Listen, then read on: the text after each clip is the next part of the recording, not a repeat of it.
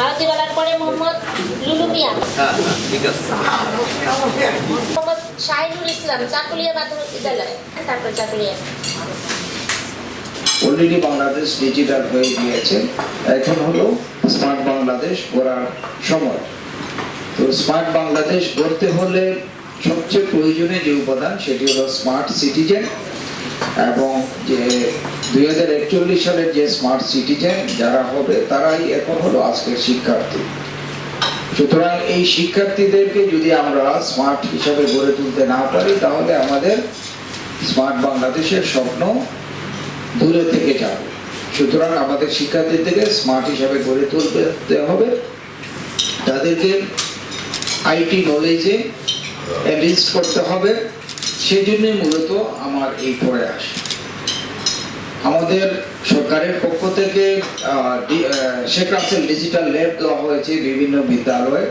তার মধ্যে যে বিদ্যালয়গুলোতে এখনো শেখ রাসেল ডিজিটাল ল্যাব যায়নি সেই বিদ্যালয়গুলো থেকে আমি আপনাদের কয়েকটি বিদ্যালয়কে বেছে নিয়েছি আপনাদের এই সুবিধাটা দেওয়ার জন্য, যাতে আপনারা এই আইসিটি সরঞ্জাম পেয়ে আপনাদের একটি কর্নার, একটা রুমকে একটি স্মার্ট কর্নার হিসাবে গড়ে তোলেন।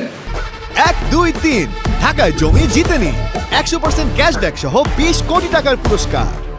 সেখানে আমরা একটা ল্যাপটপ দিচ্ছি, একটা প্রজেক্টর দিচ্ছি, স্ক্রিন দিচ্ছি, তারপর ওইখানে একটা বুক সেলফ দিচ্ছি এবং একটা চেয়ার দিচ্ছি, যাতে এইটা একটা কর্নার হবে যে কর্নারে আপনাদের শিক্ষার্থীদেরকে পর্যায়ক্রমে প্রত্যেক ক্লাসেরই শিক্ষার্থীদের পর্যায়ক্রমে 6 জন করে হোক, অথবা আপনার যদি আরো বড় রুম থাকে আরো কিছু চেয়ার দিয়ে নিজেরা অ্যারেঞ্জ করে ওইখানে ক্লাস নিতে পারেন। তাদেরকে এই যে ডিজিটাল যে ইকুইপমেন্ট আছে সেগুলো সম্পর্কে পরিচিতি দান করতে পারে। এটি অত্যন্ত প্রয়োজন। এটি আমাদের বর্তমান বাংলাদেশের যে শিক্ষার্থী যারা আছে তাদের জন্য অত্যন্ত প্রয়োজন।